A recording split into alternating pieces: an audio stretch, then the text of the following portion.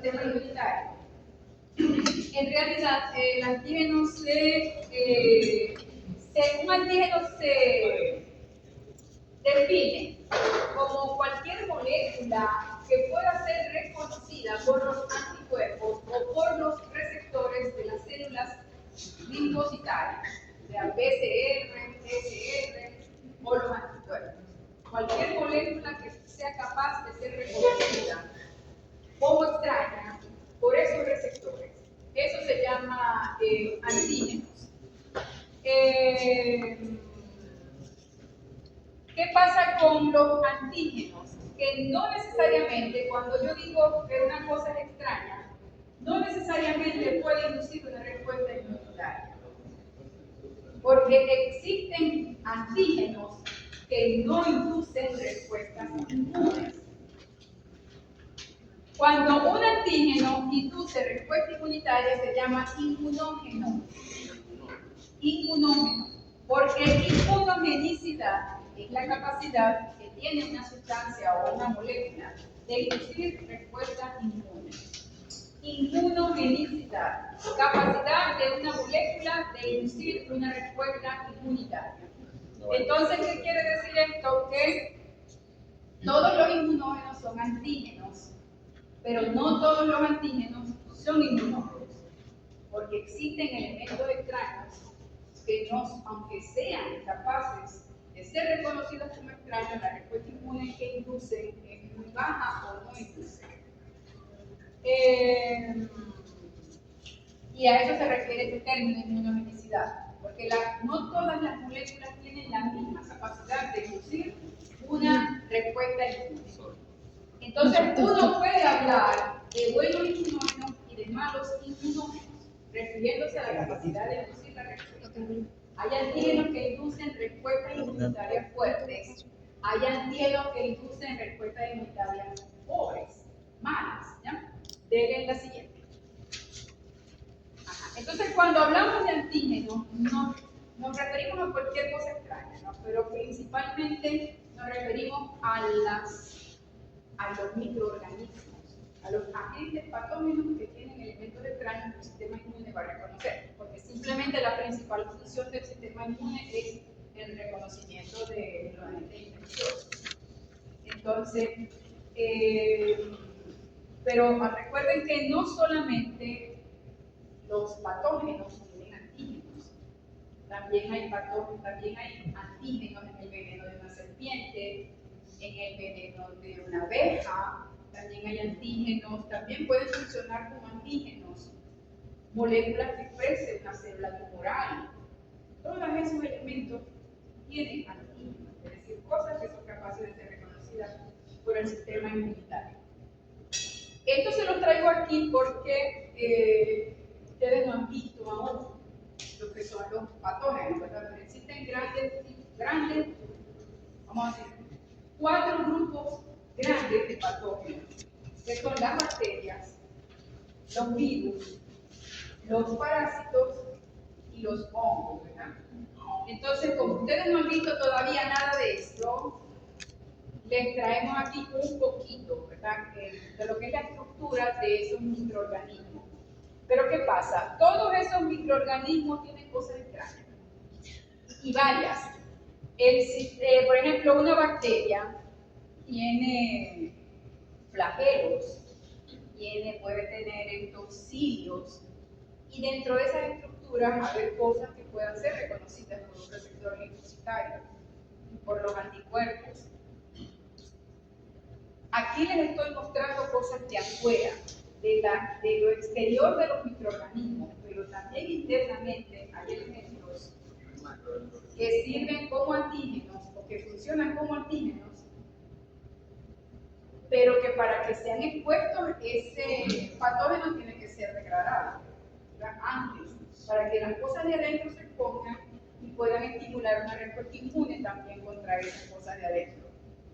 Pero aquí están los de afuera. Por ejemplo, en las bacterias, uno habla de bacterias gram positivas y bacterias gram negativas, porque es la coloración que se utiliza para su clasificación, es la clasificación más usada en bacteriología.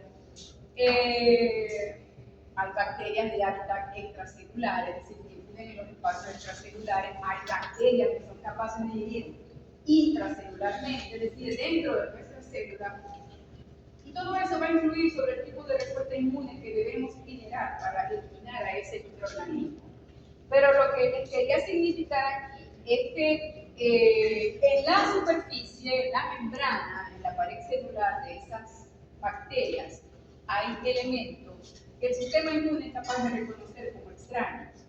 Por ejemplo, en el caso de las bacterias gram-negativas, es un elemento que se llama lipopolisacárido, que no existe en nuestro sistema, perdón, en nuestro componente. En las gram-positivas es esto que se llama peptidoglutano. Las bacterias contienen miles de componentes que pueden ser reconocidos como extraños por el sistema inmunitario. Dale la siguiente. Y ya van a ver por qué les estoy diciendo esto. En cuanto a los parásitos, hay parásitos de dos tipos. Hay parásitos macroscópicos, que son los gusanos, las lombrices, lo que normalmente nos llaman lombrices, los ácaros, las tenias. Esos son, se llaman helmintos, parásitos helmintos. En cambio, hay parásitos que son microscópicos, que son los llamados parásitos protozoarios, como las diarias.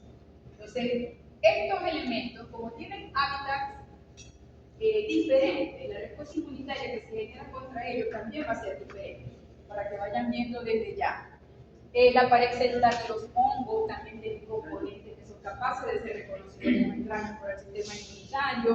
Los virus son proteínas que tienen, ácidos nucleicos que tienen una envoltura proteica y tienen en su superficie diferentes elementos, diferentes proteínas principalmente que pueden ser reconocidas como extrañas por el sistema inmunitario. ¿No se ha anotado la lista? Entonces fíjense que los microorganismos tienen todos diferentes estructuras. Lo importante aquí es que todos contienen antígenos, todos contienen componentes, elementos que son capaces de ser reconocidos por el sistema inmunitario. Dale la siguiente. Entonces, ¿qué pasa aquí?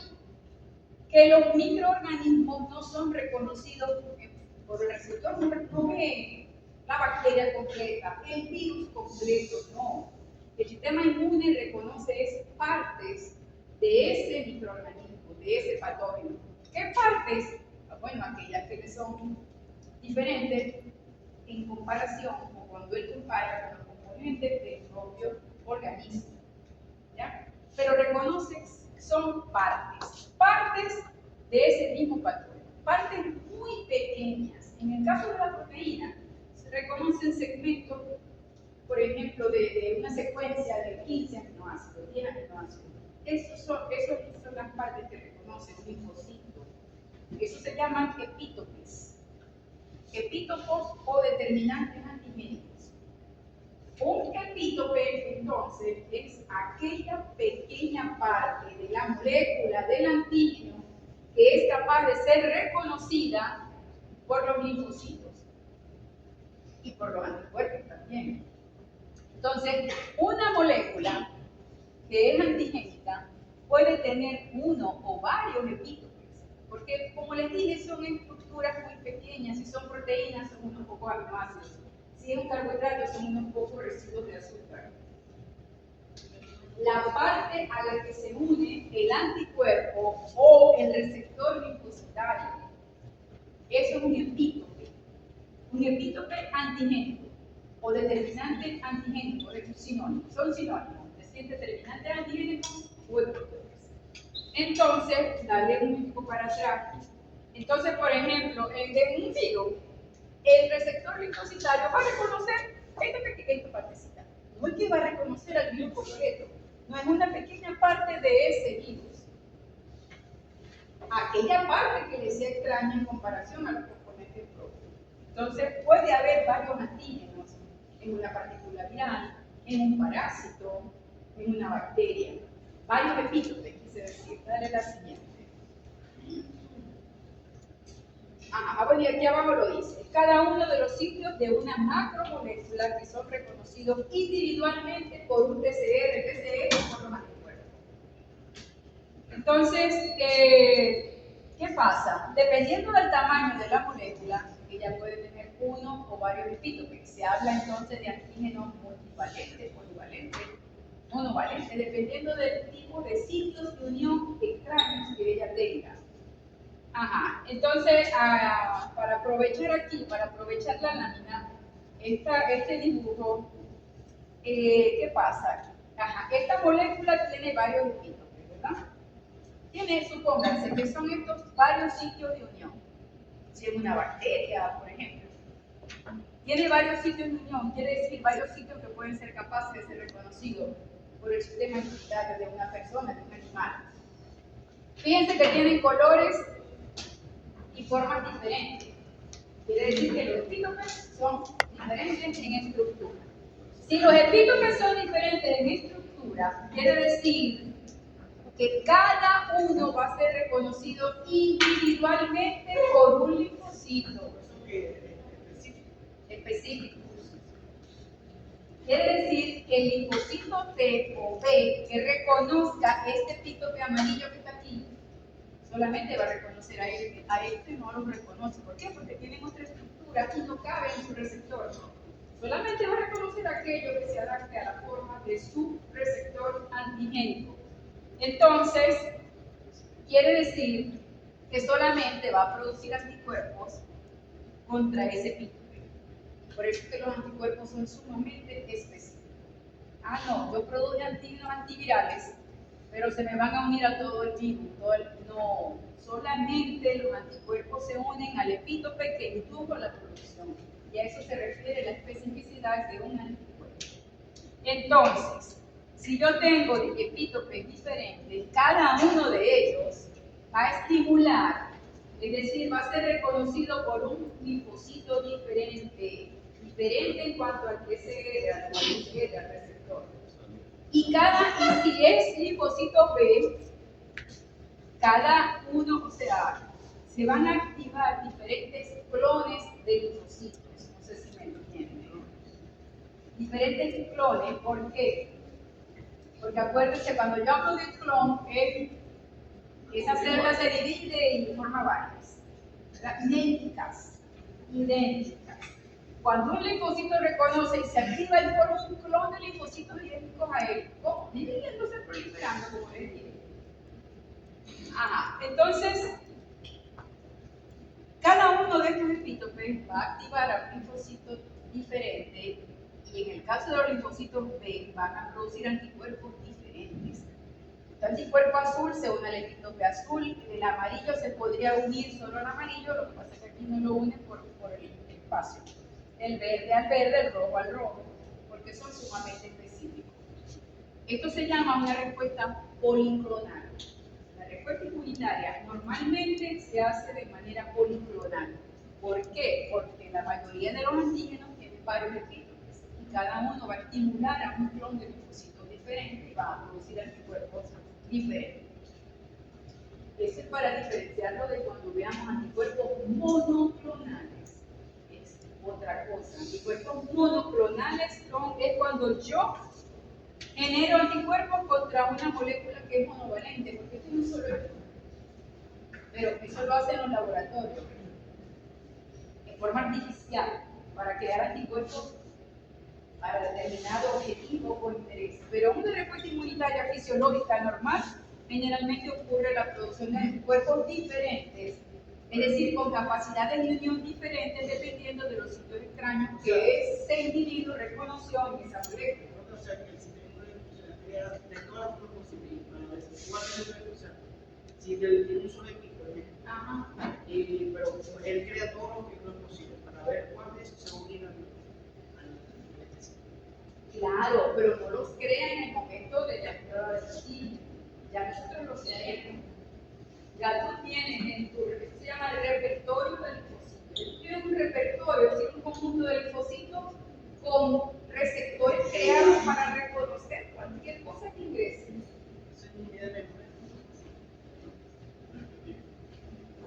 La memoria ya ocurre cuando habéis tenido contacto con el antígeno. Antes no. ¿Y eso está entonces dentro del libro? No. con el linfocito con el antígeno. No, el único medio de. Pero lo que te iba a decir a él, ¿qué pasa? Que cuando un antígeno ingresa, tiene que haber un encuentro. Por eso que les dije que era importante la recirculación. Porque parece que entre tus millones de linfocitos tengáis dos que tengan el receptor para reconocer la glicoproteína X del virus tal. Ese linfocito tiene que llegar a encontrarse con ese antígeno. No es que cualquiera, no es que en el momento de ingreso, ¡plum! Antes se creía eso, que el receptor se adaptaba a cualquier antígeno. No. Nosotros ya tenemos nuestros linfocitos creados para reconocer lo que las cosas que pueden ingresar. Porque si hubieran millones de linfocitos, pero solamente se va a unir el específico. Específico Para que ese linfocito llegue, ¿cuánto tiempo toma? para ese tipo. ¿Se puede? No, esos son horas. No, es Porque por lo Pero menos. claro, claro. Me imagino que la respuesta inmune se va a dar cuando la célula llegue al órgano, el antígeno esté en el órgano linfóide secundario y el linfocito específico pasa por ahí. Ajá. ¿Hay algún tiempo determinado? Porque sí, es de horas. Que no es en el sitio el sistema adaptativo no reconoce en el sitio de entrada. Ay, no, que me corté y por ahí ingresó una bacteria. Allí no va a iniciar la respuesta. Ese antígeno tiene que ser llevado al ganglio linfático más cercano para que allí sea presentado los linfocitos. No ocurre en el sitio de entrada. Lo que ataca aquí en el sitio de entrada es la respuesta innata. Los macrófagos de una gallina. Si no podemos, se va hacia acá. Se llevan al ganglio y se estimulan los linfocitos de la vesícula. Ajá. Es lo que dice una cosa. Ajá, entonces recuerden que los anticuerpos solamente se van a unir al epítope para el cual fueron producidos. Eso se llama respuesta policlonal y es lo que ocurre normalmente. Nosotros producimos varios tipos de anticuerpos para atacar a una macromolécula, a un mismo patógeno. Dale la siguiente. Ajá, eso es cómo se clasifican los epítopes, porque yo les dije que eran varios aminoácidos, una secuencia de aminoácidos pequeños. Hablo de aminoácidos porque las proteínas son las moléculas que se consideran más inmunogénicas. Las moléculas que son capaces de inducir la respuesta inmunitaria mayores. Por ejemplo, si esto es una proteína de un virus. Fíjense que los epítopes tienen la primera clasificación conformacional y lineal. Lineal se refiere a aquellos epítopes que están formados en el caso de las proteínas, por aminoácidos que están vecinos en la secuencia primaria de la proteína. Están vecinos, uno al lado de otro, continuos. ¿Ya? 9, 10, hasta 15 aminoácidos.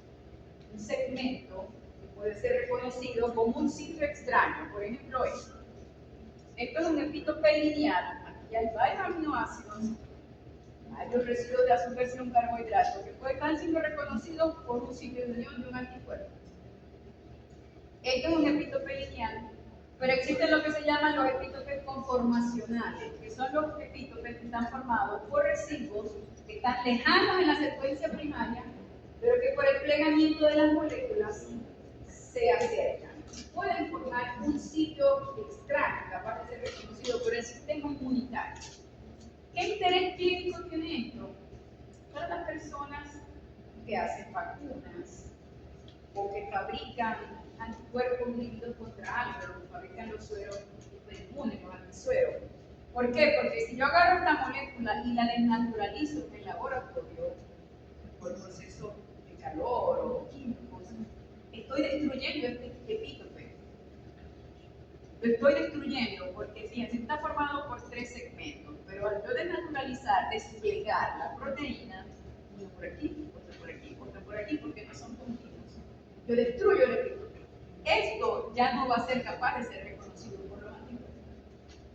ni por los receptores linfocitarios, solamente así en la molécula nativa.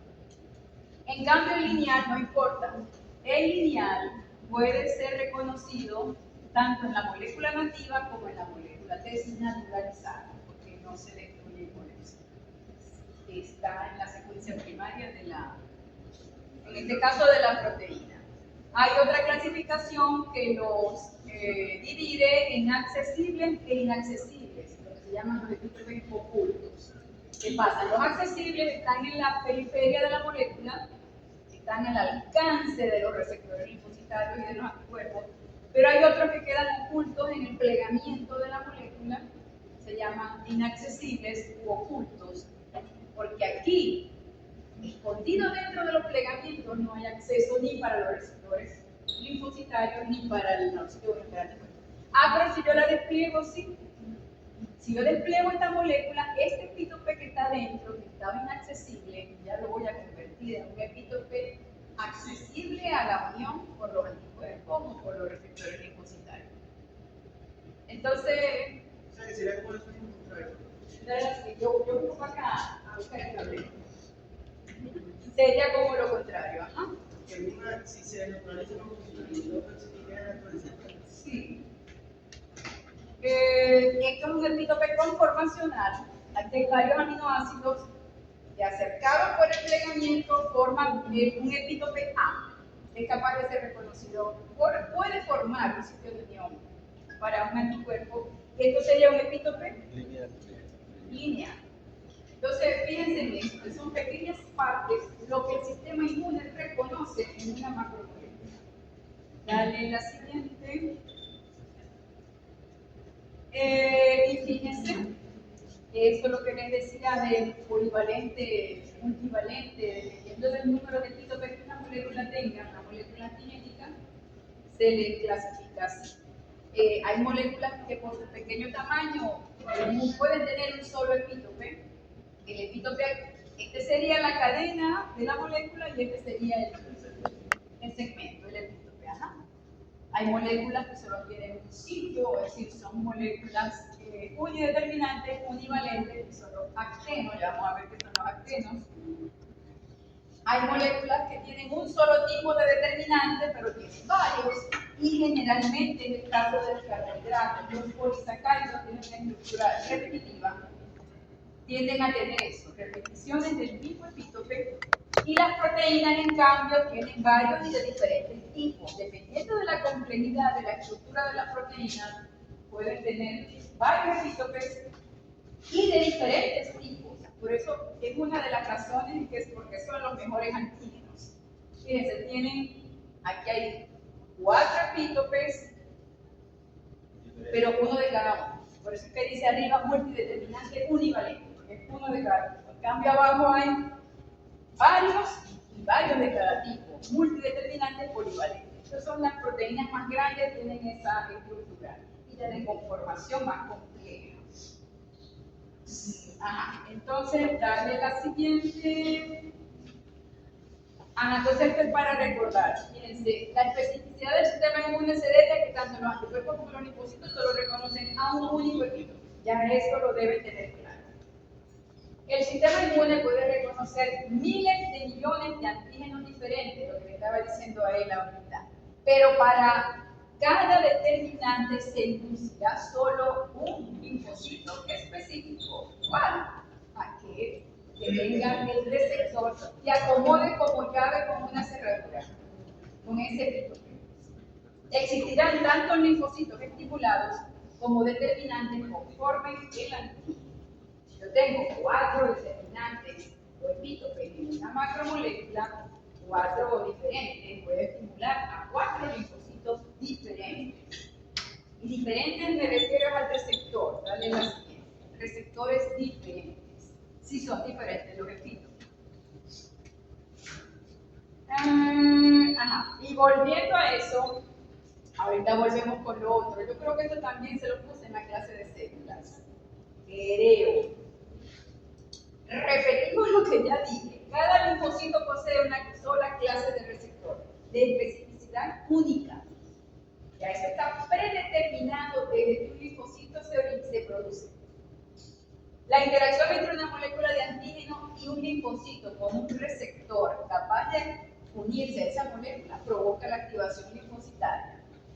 el linfocito seleccionado, o sea, el que se activó, inicia el proceso de división celular, o de proceso llamado de proliferación clonal, seguido luego de la diferenciación. ¿Qué quiere decir esto? Que si yo tengo aquí el repertorio, como le decía a él, yo tengo en mi sistema inmunitario linfocitos, pero los receptores son de especificidad diferente. Entonces, cuando el patógeno entra, el antígeno entra, no va a estimularse cualquiera, no, solo se estimula aquel cuyo receptor es capaz de unirse al patógeno, como llave con su cerradura. Esto provoca la activación del linfocito e inicia el proceso de división celular. O sea, se prolifera y se forma un clon de células todas idénticas a la número 2, idénticas en especificidad. ¿Por qué? Porque estas son ahora las que van a ir al sitio a combatir este patógeno. Las efectoras. De este grupo de células, de este clon, unas se diferencian a célula efectora, que si es un linfocito B, lo sé por qué, lo sabemos por qué, porque es un anticuerpo. Bueno, aquí dice linfocito B, y el receptor del linfocito B es un anticuerpo. Lo que ya estudiaron el tema de células, porque se lo estaban leyendo fuera del quiz. Se diferencian a célula plasmática, ya esta célula deja de llamarse linfocito B, ahora pasa a ser una célula completamente diferente, cuya función es producir anticuerpos específicos para este epítope. No para todo, no, para este epítope que fue reconocido por el linfocito que dio origen a esa célula plasmática. Y un pequeño número es la que queda como de memoria. Esta no va, ¿por qué yo digo de memoria? Porque esta no va a fabricar anticuerpos en el momento. Ella sigue pareciendo un linfocito B, esperando el encuentro en un futuro, en una futura respuesta inmunitaria contra este mismo antígeno, contra ese mismo patógeno. Eso es lo que se llama la teoría de la selección clonal. Al momento del ingreso de un agente extraño, se va a activar solo aquel clon de linfocitos que, o sea, el receptor específico para ese epítope, para un epítope de ese antígeno. Claro. Y si ese patógeno tiene 2, 3 epítopes diferentes, por supuesto que esto va a ocurrir con 2 y 3 linfocitos diferentes. ¿Ya? Se va a crear Anticuerpos diferentes, como la lámina que les mostré de diferentes colores al principio. Dale la siguiente. Esto es más de lo mismo, pero esto lo vemos mejor cuando veamos inmunoglobulinas. Esto que acabamos de ver en la lámina pasada, eso es lo que ocurre en una respuesta primaria, en una respuesta adaptativa primaria. En la respuesta adaptativa secundaria son los encuentros sucesivos que se dan después de la primaria con el mismo antígeno.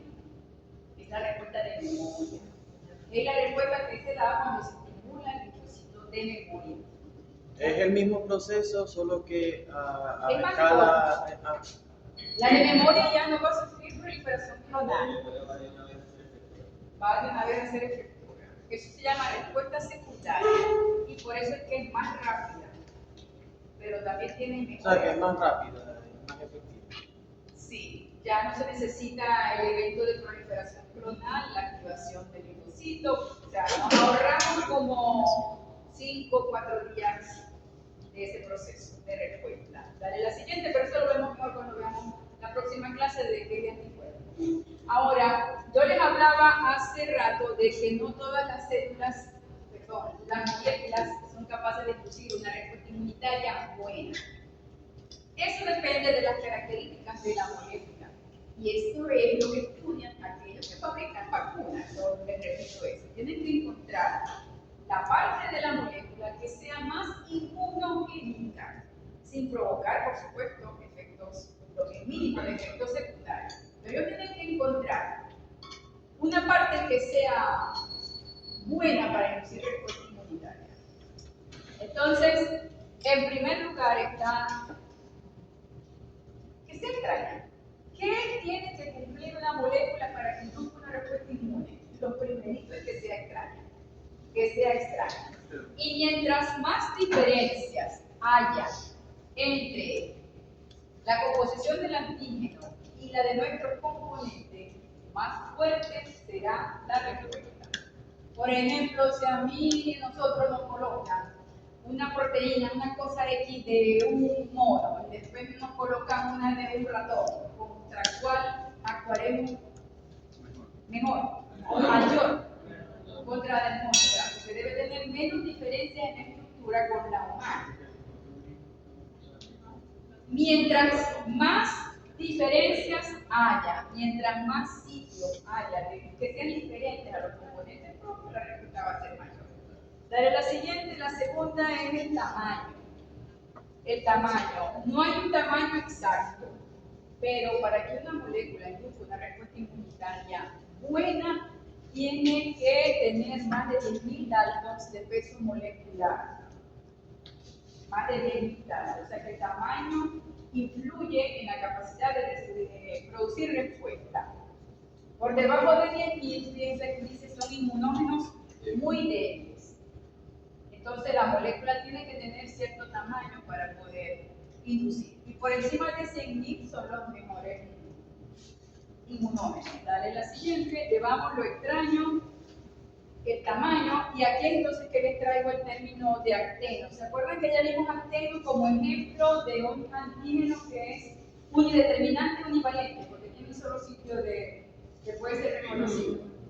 Ajá. Entonces,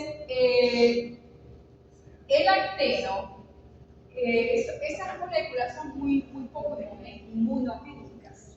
Esas que tienen, mientras menos sitios capaces de ser reconocidos, es peor para el sistema inmune. Es peor, porque tiene menos probabilidad de que tenga un linfocito capaz de reconocer a esos epitopos. Entonces, actenos se llaman a aquellas moléculas que por su pequeño tamaño son incapaces de inducir una respuesta inmunitaria.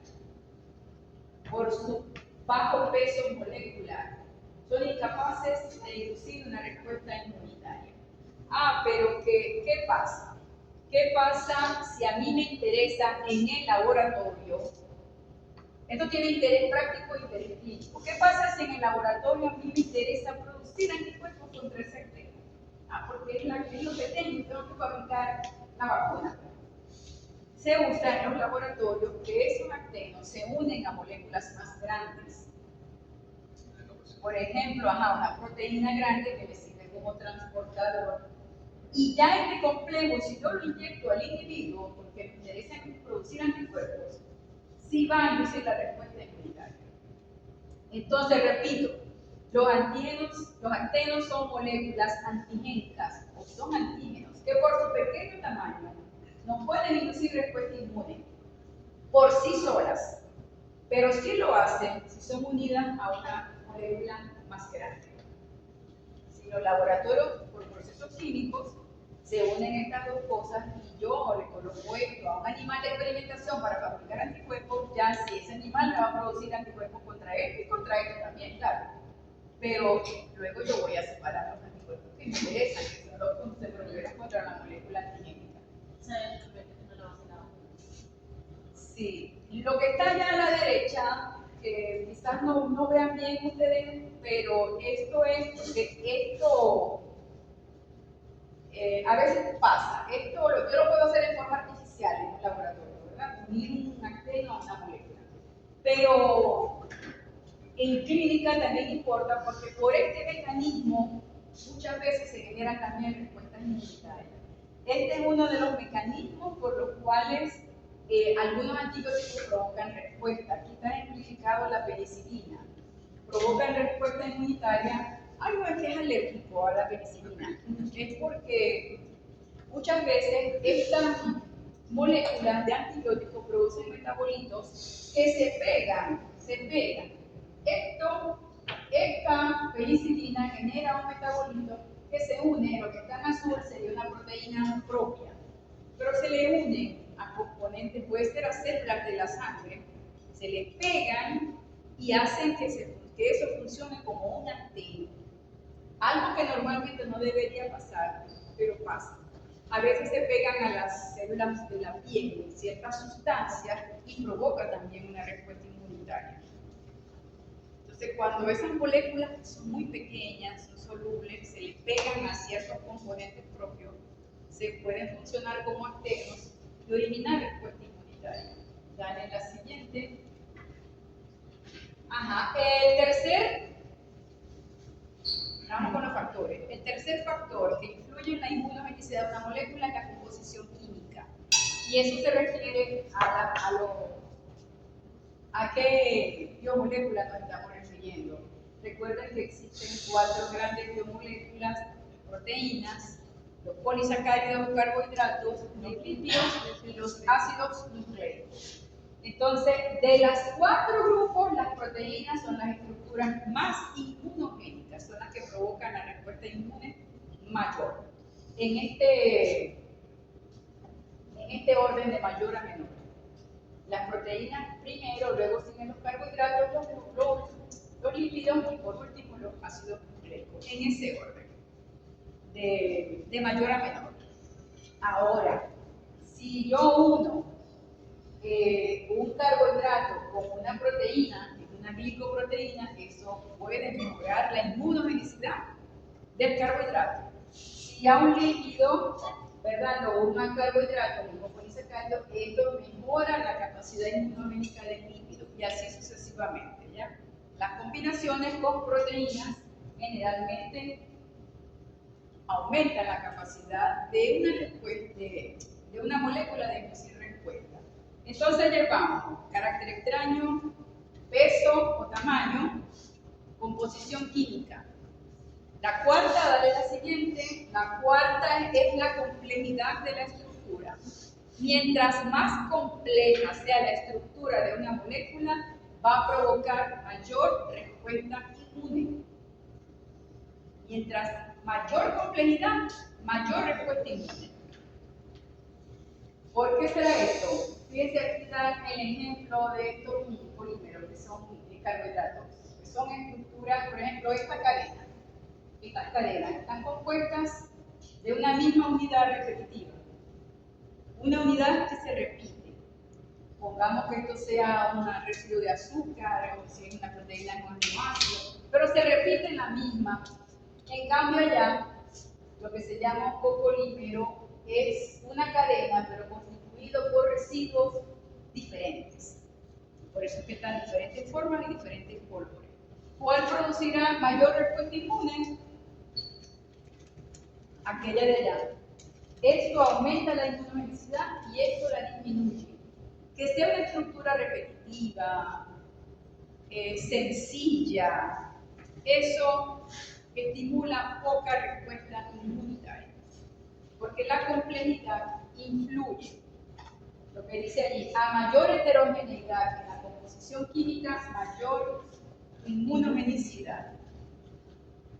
Una de las razones es porque aquí hay más sitios diferentes capaces de ser reconocidos. Aquí hay, si esto es repetitivo, esto va a estimular a un solo receptor linfocitario.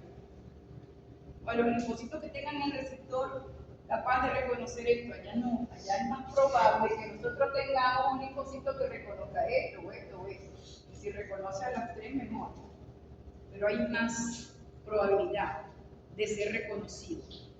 Dale la siguiente.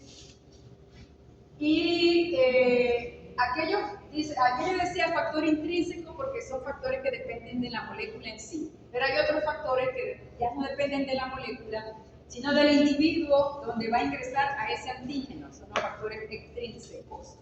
Y el primero es esto, el genotipo del individuo. Eso se refiere a la constitución genética del animal. Esto influye en la respuesta inmune. También hay parte de la respuesta inmune que es gobernado genéticamente. Y eso se refiere principalmente a los genes que codifican a las moléculas MHC. ¿Qué pasa? Que las moléculas MHC, que son las moléculas de histocompatibilidad, que dije yo que eran, ¿qué hacen las MHC? Diferenciar lo propio. ¿La qué? Reconocer lo propio. Presentar. Las que presentan el antígeno a los linfocitos T. Recuerden que son las moléculas que están en la superficie de las células que son capaces de presentar antígeno a los linfocitos T. Entonces, ¿qué pasa? Estas moléculas son muy diferentes entre un individuo y otro. Por eso se llaman de histocompatibilidad, porque se descubrieron cuando se estudiaba la respuesta de rechazo a los trasplantes de órganos. Son muy diferentes. Entonces, ¿qué pasa? Ellas son las moléculas que presentan, la amarilla es la membrana de una célula presentadora, esta azul es la membrana de un helper, de colaborador. Aquí está el TCR, aquí está la molécula de histocompatibilidad en rojo, y esto que está aquí parece una nuez. Este es el antígeno. Este es el antígeno. Entonces, ¿qué pasa?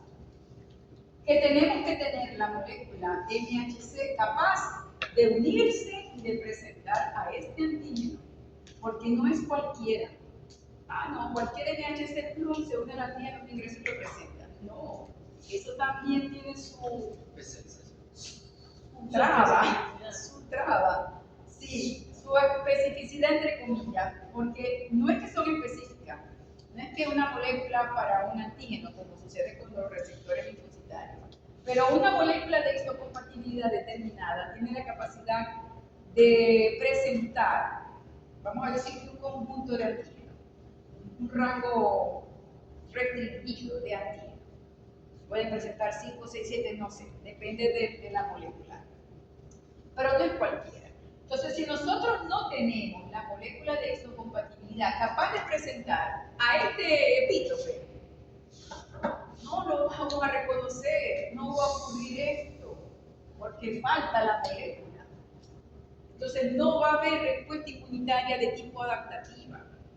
A eso se refiere a que los genes del individuo influyen sobre la respuesta inmune que uno puede originar. Por eso es que todos nosotros no respondemos igual, si nos da gripe, si nos da COVID, si nos da hepatitis, no respondemos igual. Eso depende también en parte de nuestra genética, porque tenemos que tener los genes que copropietarios. Esas moléculas son proteínas, y ya son codificadas por genes que están en nuestro ácido nucleico. Entonces, tenemos que tener el gen que codifique a la molécula de histocompatibilidad X que sea capaz de presentar a estos epítopes que están ingresando en ese momento. Si no, no vamos a responder a ese antígeno por la parte de los linfocitos T, por la parte adaptativa. Eso se dice entonces, eso se refiere entonces a la capacidad que tiene un antígeno de ser procesado y presentado sobre una célula presentadora de antígeno acompañado de una molécula de histocompatibilidad. Entonces, a eso nos referimos. Esto influye. Todos nosotros aquí no vamos a tener las mismas moléculas de MHC, no. Son diferentes. Y por eso es que cualquiera no le puede ceder un órgano a cualquiera. Dale la siguiente. Claro, lo de los trasplantes es algo artificial. ¿No? Eso es, pero así fue que se descubrieron y eso lo vemos después. Lo otro que influye en si se produce o no respuesta es la dosis que ingrese al organismo o que yo le administre a una persona si le estoy inyectando una vacuna, la dosis. O sea, yo no puedo decir, vamos a ponerle más para que quede más protegido o para que se proteja más rápido. No, porque la dosis influye en la capacidad de un individuo de hacer una respuesta. Se dicen que dosis muy altas y dosis muy altas y dosis muy bajas, si yo le pongo poquito o le pongo más, eso provoca una respuesta inmunitaria muy débil. Tiene que haber una dosis intermedia para que se produzca la mejor respuesta inmunitaria. ¿Cuál es la dosis intermedia? No hay un rango establecido. Eso va a depender de la molécula antigénica que estoy utilizando en ese momento o que está ingresando y del organismo que la está recibiendo. Eso va a depender. Pero y por eso se hacen pruebas en animales de experimentación antes de sacar una vacuna, antes de fabricar un antisuero. Se hacen pruebas en animales de experimentación para calcular la dosis que me produzca la mejor respuesta sin ocasionar efectos secundarios o que lo ocasionen mínimamente. Pero en general se habla de que dosis muy bajas o muy altas del antígeno provocan un fenómeno de tolerancia, ¿cierto? No se provoca respuesta, sino que el sistema inmunitario como que lo acepta, no lo reconoce, no actúa contra él. Dale la siguiente, llevamos genética, dosis, lo otro es la vía, dale más porque esta quedó con... La vía por donde se administre también influye en la respuesta inmunitaria. Hay varias vías de administración, que es intravenosa, que es intradérmica, subcutánea, intramuscular, intraperitoneal. Eso también tiene que ser, a la hora de yo querer fabricar anticuerpos o fabricar una vacuna, tengo que ver también cuál es la vía que me va a funcionar mejor. No, por eso en sangre intravenoso, para que sea más rápido, más directo. No, eso no es un medicamento. Eso es una sustancia que yo estoy administrando para fabricar la mejor respuesta posible en ese individuo.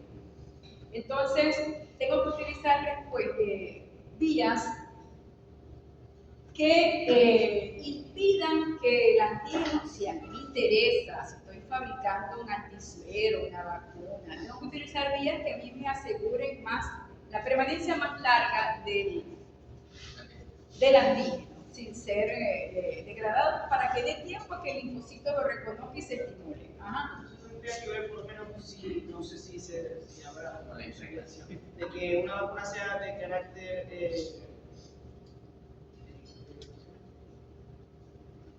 que sea grasa, De líquido. Y usted sabe que los líquidos de sangre tienen que tener un transportador, porque si no se degrada, la sangre se degrada muy rápido. Entonces, por eso la vía, porque o sea, digo yo que debe ser así. es un ejemplo. Puede ser un ejemplo. ¿No? Sí.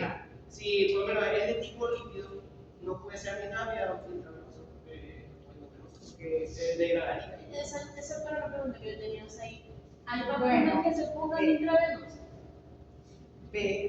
No, No, ¿verdad? no hay. No hay vacuna que se coloque intravenosa. ¿por qué? Y es porque es metabolizado rápidamente el antígeno. Y no da tiempo a que el sistema inmune lo reconozca. No da el chance. Acuérdense que eso tiene que ser trasladado a un órgano linfoide Aquí secundario. entramos directamente. Y allí tiene que ser presentado el linfocito T. Ajá. Este es metabolizado más rápidamente y solamente iría a parar al vaso. O sea, Pero supone yo que entiendo el que, brazo porque yo es más rápido a la Intramuscular, si me interesa respuesta entiendo que tiene que o entrar sea, por la inhalado, vía. hay oral, si me interesa establecer en la mucosa, pues de acuerdo, eso también depende del sitio de entrada del patógeno, ¿verdad? Si ingresa por vía oral, normalmente, si es la vía prepleumona, existen vacunas orales. Si la vía de entrada del patógeno contra el cual quiero proteger es digestiva, pero por allá alguien me hizo una señal. ¿Qué pasó? que yo tengo entendido por un curso Ajá. que al administrar el medicamento por vía endovenosa el efecto es más rápido. Medicamento. Sí, pero, Sí. y Y esa es la conchita de mango que yo le pongo en el examen y me dice que sí.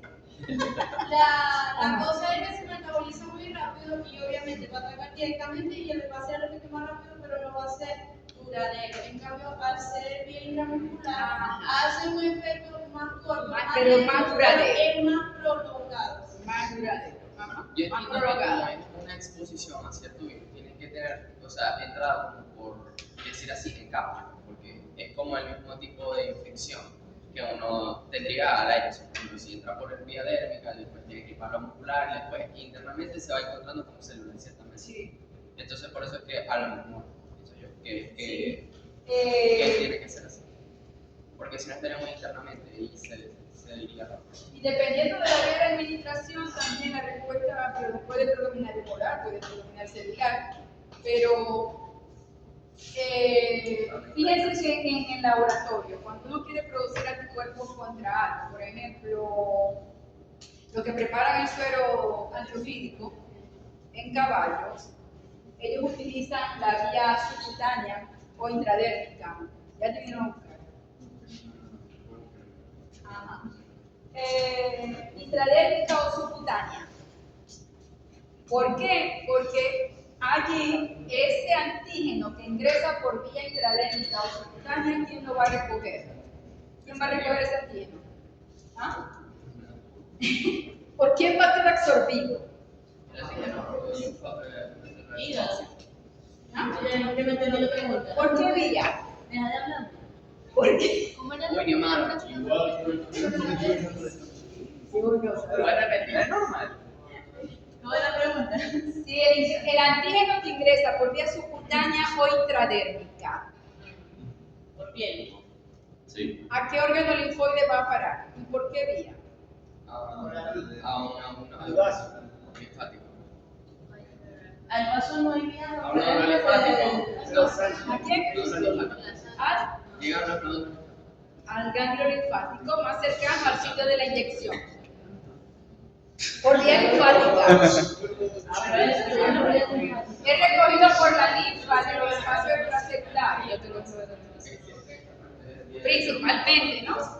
No quiere decir que no pueda ser absorbido un poquito por sangre. Pero absorbido por la linfa, esos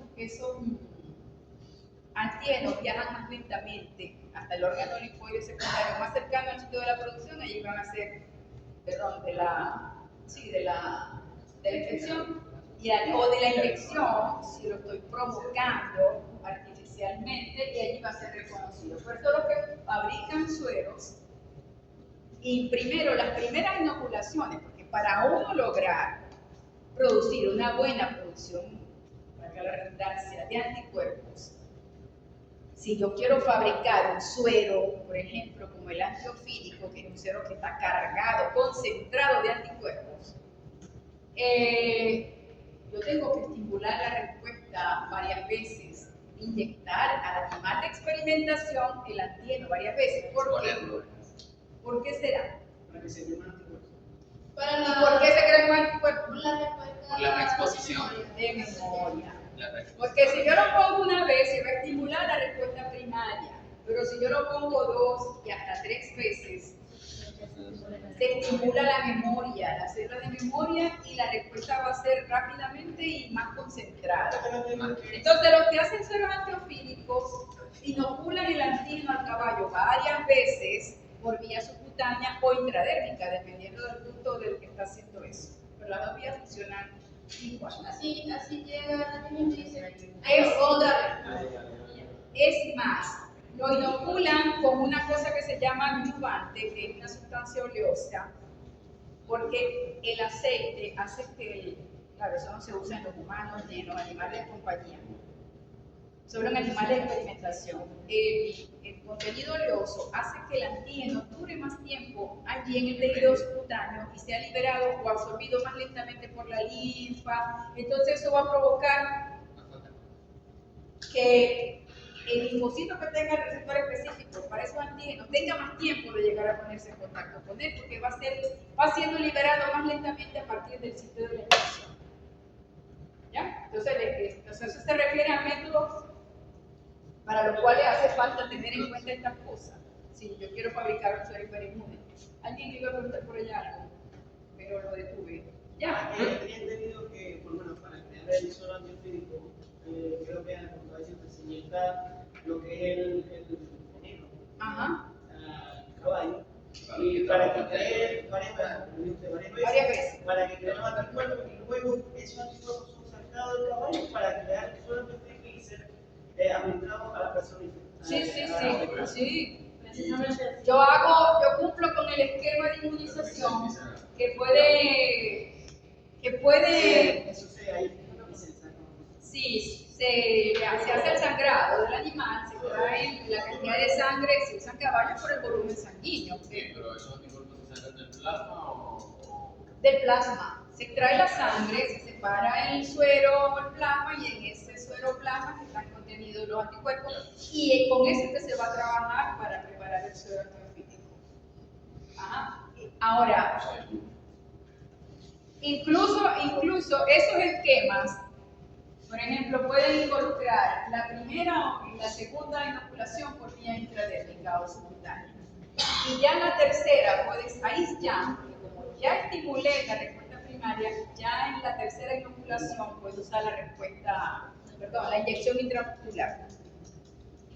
E incluso se puede utilizar ya en última, como la cuarta, la intravenosa, el antígeno por vía intravenosa. ¿Por qué? Porque al yo estimularlo por vía intravenosa, estimulo directamente a la célula de memoria que está circulando en sangre, y ahí entonces el pico de anticuerpos sube inmediatamente, que ya el segundo día yo puedo hacer el sangrado del animal y extraer la sangre que vaya a extraer y preparar el suero. Pero eso solo ya después de 2 o 3 inoculaciones, que ya el animal haya creado buena memoria. Ajá, dale la siguiente. ¿Ya qué? Ya no te cabe más. Dale la siguiente. No, pero eso son cosas que les estoy hablando, pero yo no les voy a preguntar en el examen cómo se prepara un suero endoclínico. Y lo que faltan son 2 láminas, creo, dice él, lo dijo él, no sé. Bueno, no, vamos a obviar esto y esto lo dejamos para cuando veamos las clases en laboratorio.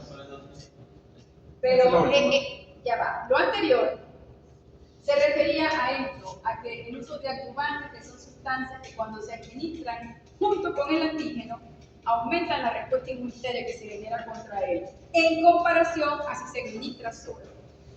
Pero de esto hablamos esto no va ahí, pero es otro factor. Si yo inoculo el antígeno con adyuvante, me va a funcionar mejor, la respuesta inmunitaria va a ser mayor, así lo administro solo. No quiere decir que solo administro solo no vaya a provocar, sí provoca, pero estoy hablando de que en los casos en donde se fabrica ese tipo de suero, necesitamos que la respuesta sea grande, ¿verdad? Porque necesito buena concentración de anticuerpos. Y por eso es que la mayoría de las vacunas tiene aluminio involucrado en su composición. Salen de aluminio, porque funcionan como adyuvantes. Ajá. Pero eso, bueno, después lo volvemos a decir. Para terminar ya, eso sí es lo último. La clasificación de antígenos que más se usa es timo dependiente y timo independiente. Pero que no quiere decir que dependen del timo. Le pusieron ese nombre. Pero ¿qué pasa? Que hay antígenos que pueden ser reconocidos por los linfocitos B por sí solos, pero hay antígenos, y son la mayoría, que para ser reconocidos por el sistema inmunitario tiene que haber la participación del linfocito T. O mejor dicho, de otra manera, hay antígenos que los linfocitos B pueden reconocer solos y hay antígenos que ellos no pueden reconocer por sí solos. Entonces, esta clasificación obedece a si se necesita o no la participación del linfocito T para generar la producción de anticuerpos. ¿Por qué se llama timo dependiente? Porque dependen de la participación del linfocito T. No del timo, pero como el linfocito T viene del timo, le pusieron ese nombre. Ajá. Entonces, fíjense, los que llamamos independientes son los que pueden ser reconocidos por el linfocito B solo, sin la participación de los T. El linfocito B, aquí está el anticuerpo, un receptor, es un receptor de membrana, un anticuerpo, aquí está el círculo amarillo del antígeno, une el antígeno, se activa, se diferencia, claro, prolifera, se divide varias veces y se diferencia a célula plasmática y va a empezar a producir anticuerpos, que en este caso, en su mayoría son anticuerpos de esta clase que está aquí, inmunoglobulina tipo M, que es la que se secreta en forma de pentámero y por eso está despartida, ¿verdad? Esta es la cinética de respuesta con un antígeno tipo independiente. ¿Qué pasa? Estos son antígenos que son de tipo no proteicos, son polisacáridos o lípidos. LP es el tipo polisacárido. Son polisacáridos o lípidos. Las moléculas que pueden ser reconocidas por el linfocito B y producir anticuerpos. Pero para las proteínas y para la mayoría de antígenos, dale la siguiente, se necesita que el linfocito T ayude al B. ¿Qué pasa aquí? La célula B, si es un antígeno proteico, la célula B lo une, pero es incapaz de activarse por sí solo contra un antígeno proteico. Entonces, ¿qué hace la célula B? Lo internaliza, lo une con su receptor, lo internaliza, lo procesa en su interior, no en el núcleo, hasta dentro del núcleo, no. Lo procesa en su citoplasma. ¿Qué quiere decir procesamiento? Que lo fragmenta. Y algunos entonces de los péptidos los muestra en la superficie con esto que está aquí amarillo, que es la molécula MHC o molécula de histocompatía. Es decir, lo presenta. Aquellos antígenos contra los cuales el linfocito B no puede activarse por sí solo, es lo que hace, los presenta el linfocito B. Luego se los traga, los degrada y los presenta el linfocito B. Aquí está, tengo esto, ayúdame, si le dijera así. Entonces lo presenta en su membrana con la molécula de histocompatibilidad y aquel linfocito T que tenga el receptor para reconocer este antígeno junto a la molécula de histocompatibilidad, ¿qué hace? Es un TCD4. El que ayuda al B es un TCD4. Produce citocinas que van a actuar sobre la célula B provocando su proliferación, es decir, su diferenciación, o su división, perdón, y su diferenciación a célula plasmática productora de anticuerpos. Y aquí sí, cuando él está bajo el efecto de las citocinas que produce el TCD4, ahí sí puede producir anticuerpos de otros isotipos, como la IgG, la IgA, dependiendo del tipo de antígeno que esté ingresando, no solamente IgG. Entonces, ¿qué pasa? Que estas respuestas son mejores. Las respuestas a antígenos timodependientes son mejores respuestas. Daré la siguiente, que creo que queda una. Son mejores. Fíjense, los timodependientes son proteínas, los timodependientes lípidos y carbohidratos. Estos necesitan de la ayuda de T, estos no. Ahora, fíjense aquí, los timodependientes provocan buena respuesta en memoria inmunológica, perdón, pero los timoindependientes no. Esa es una gran diferencia. Los timodependientes, fíjense, los timoindependientes provocan respuestas muy bajas, y principalmente de tipo IgM, mientras los T-dependientes sí, ellos provocan respuestas de IgG, pero también de IgG. También de IgG, y esto lo vamos a ver en primaria y secundaria cuando veamos las respuestas de anticuerpos. Dale la siguiente, que yo